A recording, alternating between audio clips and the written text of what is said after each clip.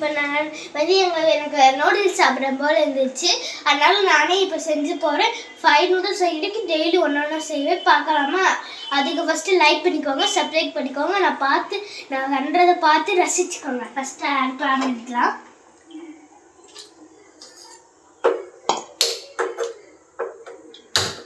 On பண்ணியாச்சு, வச்சிடலாம். சோறாகட்டும், அது வரைக்கும் நம்ம தண்ணி ஊற்றிக்கலாம். இப்போ ஆயில் ஊற்றிக்கலாம்.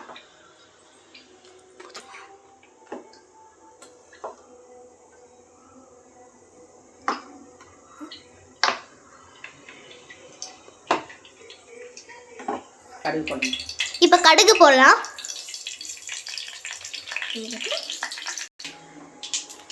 இப்போ இந்த நூடுல்ஸ்ல தண்ணி ஊற்றிக்கலாம்.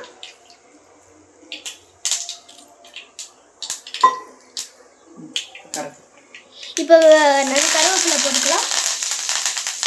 இப்படி கடிக்குது. தண்ணி கொஞ்சம் போட்டுக்கலாம். இப்போ நூடுல்ஸ் ஊற்றிக்கலாம்.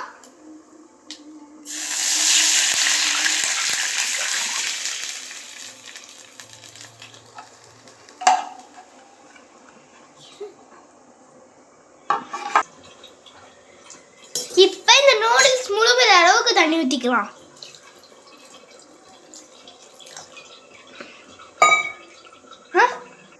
இப்போ நூடுல்ஸுக்குன்னு தயார் பண்ண ஒரு பொடி இருக்கு, அதை போட்டுக்கலாம். அப்புறம் இன்னொன்று பொடியும் சேர்த்து கொடுத்துருக்காங்க. அது வந்து கடுகு, இந்த மாதிரி இது பெப்பர் தூள், அது நம்ம போட்டுக்கலாம். அப்புறம் கரண்டி வச்சு நம்ம கிண்டி விட்டுக்கலாம். மெதுவாக கிண்டுங்க, தெரிச்சிடும்.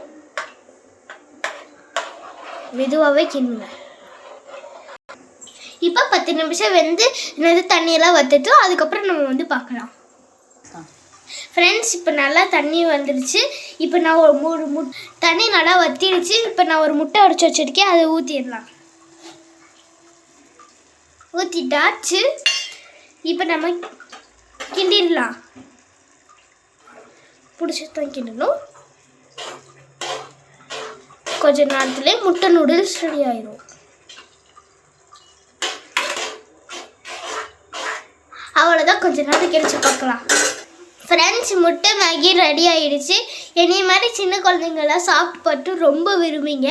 நான் என் சேனலில் கிச்சாடி சமையல் சேனலை லைக் பண்ணிக்கோங்க, சப்ஸ்கிரைப் பண்ணிக்கோங்க. சேர்த்து எங்கள் சேனலை பார்த்து சமைங்க, சூப்பராக சமைப்பீங்க. உப்பு எல்லாமே இதில் போட்டிருக்கறனால உப்பு போட தேவையில்லை. அதனால் இதோட வீடியோ முடியுது. லைக் பண்ணிக்கோங்க, சப்ஸ்கிரைப் பண்ணிக்கோங்க. கிச்சாடி சமையலில் மட்டும்தான் பண்ணுறீங்க.